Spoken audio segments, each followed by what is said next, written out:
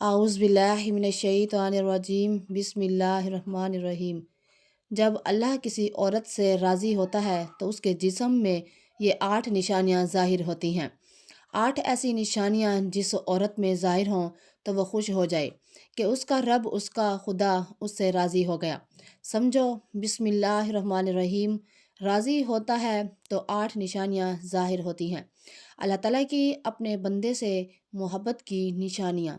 اگر کسی میں ایک نشانی بھی ظاہر ہو جائے تو سمجھ لینا کہ اللہ تعالیٰ اس سے محبت کرتا ہے۔ ساتھ ہی آپ کو بتائیں گے کہ حضرت علی رضی اللہ تعالیٰ عنہ نے فرمایا کہ عورت کو گالی دینا کیسا ہے اور اس کے ساتھ مار پٹائی کرنا کیسا ہے، اس سے گھر میں کیا کیا ہوتا ہے۔ محترم ناظرین، سب سے پہلی نشانی اللہ پاک جس کو دین کی سمجھ عطا فرماتا ہے، دین سے جوڑ دیتا ہے تو اسے اپنا محبوب بنا لیتا ہے۔ حضرت عبداللہ بن مسعود رضی اللہ تعالیٰ عنہ سے مروی ہے کہ رسول اللہ صلی اللہ علیہ وآلہ وسلم نے فرمایا کہ اللہ پاک تمہارے درمیان اخلاق کو بھی تقسیم کرتے ہیں، جس طرح رزق کو تقسیم کرتے ہیں۔ اللہ پاک دنیا اس کو بھی دیتے ہیں جو اللہ پاک کا پیارا ہو یا نہ ہو۔ اللہ پاک دین کی سمجھ اس کو دیتے ہیں جو اللہ پاک کا محبوب ہوتا ہے۔ عبادت کی محبت، قرآن کی محبت، اللہ کی محبت، اللہ کے ذکر سے محبت، رسول اللہ صلی اللہ علیہ وآلہ وسلم پر درود و سلام بھیجنے کا شوق اور تڑپ، یہ وہ چیزیں ہیں جو اس بات کی نشانی ہے کہ اللہ تعالیٰ نے اسے بہت پیارا بنا لیا ہے۔ دوسری نشانی، رسول اللہ صلی اللہ علیہ وآلہ وسلم نے فرمایا، اللہ جسے اپنا بناتے ہیں تو پھر اس پر تھوڑی سی آزمائش بھی ڈالتے ہیں، یعنی اللہ پاک دیکھنا یہ چاہتے ہیں کہ یہ میرا بندہ میرے فیصلے پر راضی ہوتا بھی ہے یا نہیں۔ جو راضی ہو جائے اللہ پاک اسے دنیا میں بھی راضی کرتے ہیں اور آخرت میں بھی راضی کریں گے۔ جو اس وقت بخلاہٹ کا شکار ہو جائے کہ یہ کیا ہو گیا میرے ساتھ، میں تو نماز بھی پڑھتا ہوں، قرآن کی تلاوت بھی کرتا ہوں، پھر مجھے بخار کیوں آ گیا، میں تو دین کا پابند ہوں، پھر مجھے کیوں فکر ہو رہی ہے، تو ایسا نہیں سوچنا چاہیے۔ حضرت بلال حبشی رضی اللہ تعالیٰ عنہ سے کسی نے پوچھا کہ آپ تو بڑی توحید کی باتیں کرتے تھے، تو آپ کو اتنی بری طرح سے مار کیوں پڑی ہے؟ تو آپ رضی اللہ تعالیٰ عنہ نے فرمایا کہ تم بھی تو بازار جا کر برتن خریدنے سے پہلے اسے بجا بجا کر دیکھتے ہو کہ مٹی صحیح طرح سے لگی ہے یا نہیں۔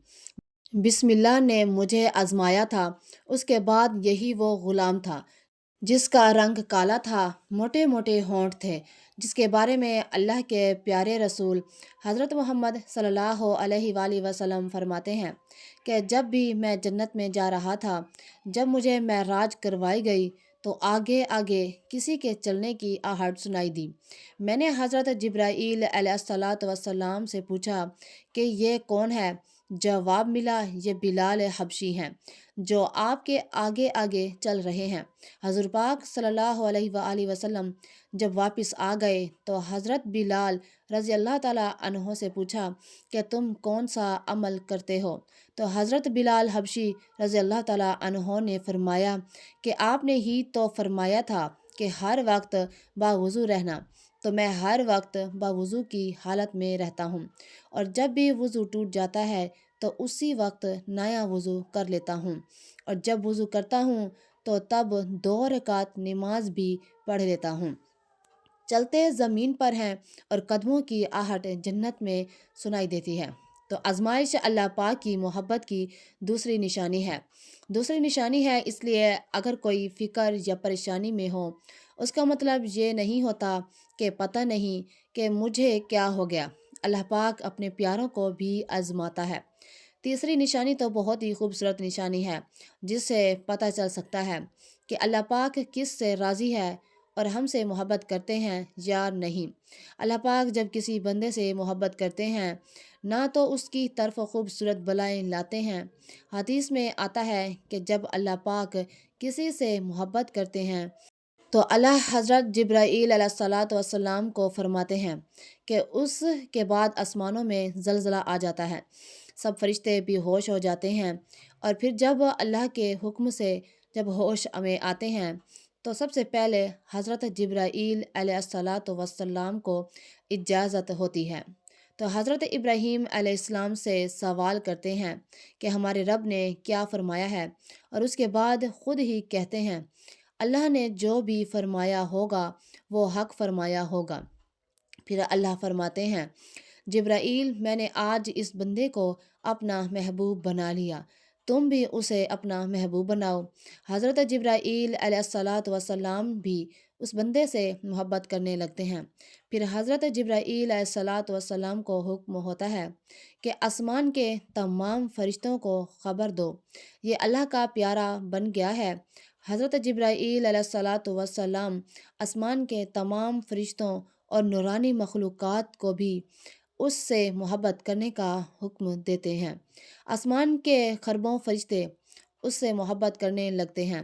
پھر ایک فرشتہ آسمان سے دنیا میں آتا ہے اور اعلان کرتا ہے اے لوگو، فلاں شخص اللہ کا محبوب ہے۔ حضرت جبرائیل علیہ الصلاۃ والسلام اور تمام آسمانوں کی نوری مخلوقات اس سے محبت کرتی ہے، تم بھی اس سے محبت کرو۔ اور پھر دنیا والوں کے دلوں میں اللہ پاک اس بندے کی محبت ڈالتا ہے۔ تو اسی لیے دنیا میں دو کام ضرور کرو جس کو کرنے سے اللہ ہم سے راضی ہو جائے گا، اللہ ہمیں اپنا محبوب بنا لے، انشاءاللہ دنیا اور آخرت میں کامیاب ہو جاؤ گے۔ حضرت عبداللہ بن عباس رضی اللہ تعالیٰ عنہ فرماتے ہیں جب نیکیاں قبول ہو جاتی ہیں تو انسان کے جسم میں یہ 5 نشانیاں ظاہر ہوتی ہیں۔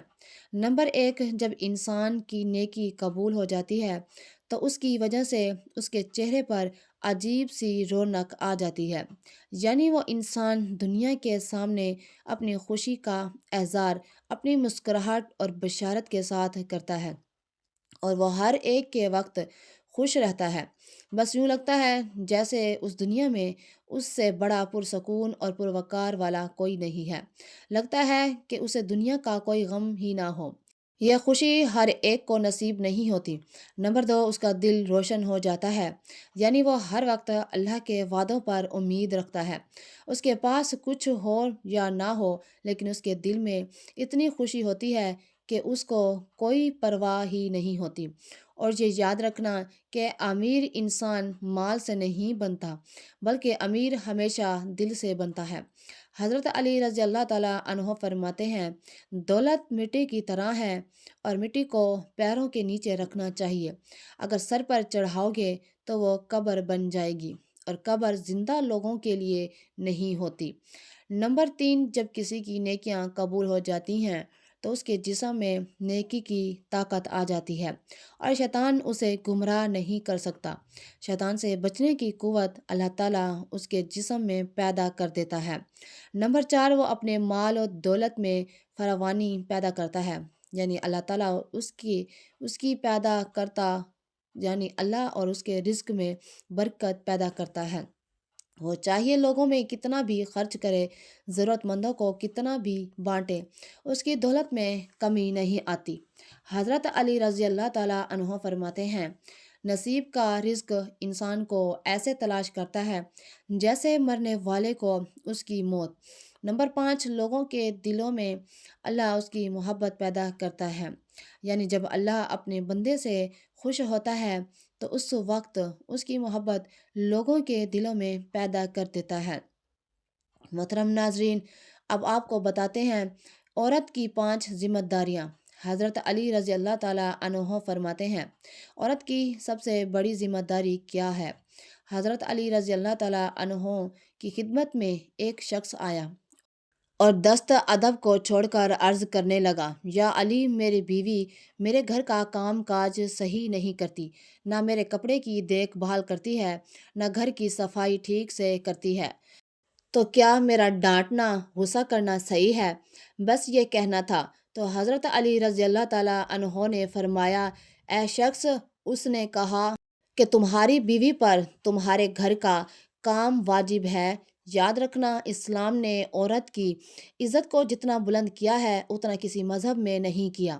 میں نے اللہ کے رسول صلی اللہ علیہ وآلہ وسلم سے سنا ہے کہ عورت کی سب سے بڑی ذمہ داری یہ ہے کہ وہ اپنی اولاد کی اچھی پرورش کرے اور وہ اپنی اولاد کا خیال رکھے، لیکن اگر اپنی اولاد کی پرورش کرنے کی ضرورت شوہر سے مانگنا چاہے تو وہ بھی مانگ سکتی ہے۔ اور تم گھر کے کام کی بات کر رہے ہو، خوشی سے گھر کا کام عورت کرتی ہے، گھر کو سنبھالتی ہے، تو یہ اس کی عظمت ہے، یہ اس کا بڑا پن ہے۔ اس کا شکریہ ادا کیا کرو، اس کا احترام کیا کرو۔ میں نے اللہ کے رسول صلی اللہ علیہ وآلہ وسلم سے سنا ہے کہ عورت کی سب سے ذمہ داری اپنی اولاد کی پرورش کرنا ہے۔ جس وقت وہ اپنے گھر کا کام کاج کرتی ہے، اس وقت اللہ اپنے فرشتوں کو زمین پہ بھیجتے ہیں اور کہتے ہیں جب تک یہ عورت گھر کا کام کرتی رہے اس کے لیے عبادت لکھتے رہو۔ اور وہ وقت جو عورت کے گھر میں کام لگاتی ہے وہ اس کی عبادت میں شامل کیا جاتا ہے۔ یہ عورت کی عظمت ہے کہ وہ تمہارے گھر کو جنت بناتی ہے، تمہارے بچوں کو عظیم انسان بناتی ہے۔ لیکن اگر کوئی عورت پر ظلم کرے، گھر کے کام کی وجہ سے اسے ٹوکتا رہے، اس پر ظلم کرتا رہے، تو روز محشر میں اللہ تعالیٰ اس کو گدھے کی شکل میں اٹھائے گا اور دوزخ کا ایک دروازہ ان لوگوں کے لیے کھولا جائے گا اور یہ کہا جائے گا کہ یہ وہ انسان ہیں جنہوں نے اپنی ہی عورتوں پر ظلم کیا، ان کو حقیر سمجھا اور ان کا غلام سمجھا۔ ناظرین، اب ہم آپ کو بتاتے ہیں حضرت علی رضی اللہ تعالیٰ عنہ نے فرمایا گھر میں عورت کا رونا کیسا ہے، عورت پر ظلم کرنے کی کیا سزا ہے۔ حضرت علی رضی اللہ تعالیٰ عنہ رستے سے گزر رہے تھے، دیکھا کہ ایک شخص اپنی بیوی پر ظلم کر رہا تھا۔ حضرت علی رضی اللہ تعالیٰ عنہ ان کے قریب گئے اور فرمانے لگے، اے شخص، اللہ سے ڈرو، تمہاری مخلصی، پریشانی اور رزق میں تنگی کا سبب یہ ہے کہ یہ تمہاری بیوی تمہاری ہی ظلم کی وجہ سے تمہارے ہی گھر میں روتی ہے۔ میں نے رسول اللہ صلی اللہ علیہ وآلہ وسلم سے سنا ہے کہ جس گھر میں عورتیں روتی ہیں اس گھر میں رزق کے فرشتے نہیں آتے، اور یوں اس گھر میں رہنے والے مردوں کے رزق کی راہیں تنگ ہونے لگتی ہیں اور یوں وہ پریشانی ہونے لگتی ہیں اور مفلسی میں گرفتار ہو جاتے ہیں۔ یاد رکھنا، اللہ تعالیٰ نے اولاد مرد کی تقدیر میں اور دولت عورت کی تقدیر میں لکھی ہوئی ہے۔ اگر تم یہ چاہتے ہو کہ تمہارے رزق میں فراوانی ہو اور عزت، شہرت اور دولت دن بدن بڑھتی جائے تو اپنے گھر میں اپنی عورتوں کا خیال رکھو، انہیں خوش رکھو۔ اللہ کے فضل و کرم سے تم عزت، شہرت اور دولت میں فراوانی پاؤ گے۔ ناظرین، اسی طرح کا ایک اور واقعہ، ایک مرتبہ حضرت علی رضی اللہ تعالیٰ عنہ رستے سے گزر رہے تھے۔ آپ نے دیکھا ایک شخص اپنی عورت پر ظلم کر رہا تھا اور اس کی توہین کر رہا تھا۔ حضرت علی رضی اللہ تعالیٰ عنہ ان کے قریب گئے اور فرمانے لگے، اے شخص، یاد رکھنا، اللہ تعالیٰ نے مرد کو طاقتور اس لیے بنایا ہے تاکہ وہ عورت کی حفاظت کر سکے، نہ کہ عورت پر ظلم کر سکے۔ میں نے نبی کریم صلی اللہ علیہ وآلہ وسلم سے سنا، جو مرد اپنی عورت پر ظلم کرتا ہے تو اللہ تعالیٰ اس پر لعنت بھیجتے ہیں۔ تو اس نے کہا، یا علی، یہ میرے نکاح میں ہے، میں اس سے جو بات کہتا ہوں یہ میری بات نہیں مانتی۔ تو حضرت علی رضی اللہ تعالیٰ عنہ نے فرمایا کہ نکاح کا مطلب یہ نہیں کہ تم نے اپنے لیے غلام خریدا ہے، بلکہ نکاح کا مطلب یہ ہے کہ تم نے اپنی بیوی کو نسل بڑھانے کے لیے اس عورت سے مدد طلب کی ہے اور تمہاری اولاد کی اچھی تربیت کے لیے اس عورت کو چنا ہے۔ اے شخص، جس سے مدد لی جائے اس کو غلام نہیں سمجھتے، اور جو تمہاری اولاد کو پروان چڑھائے اسے حقیر نہیں سمجھتے، بلکہ تمہیں تو اس کا شکر گزار ہونا چاہیے۔ یاد رکھنا، عورت پر ظلم کرنے کا مطلب یہ ہے اولاد کی بغاوت۔ آنے والے وقت میں جو اولاد اس عورت کے جسم سے تمہیں نصیب ہوگی تو اس کے باوجود میں تمہارے لیے بغاوت ہی بغاوت ہوگی۔ اللہ تعالیٰ سے دعا ہے کہ اللہ تعالیٰ ہمیں دین حق پر چلنے کی توفیق عطا فرمائے۔ آمین ثم آمین۔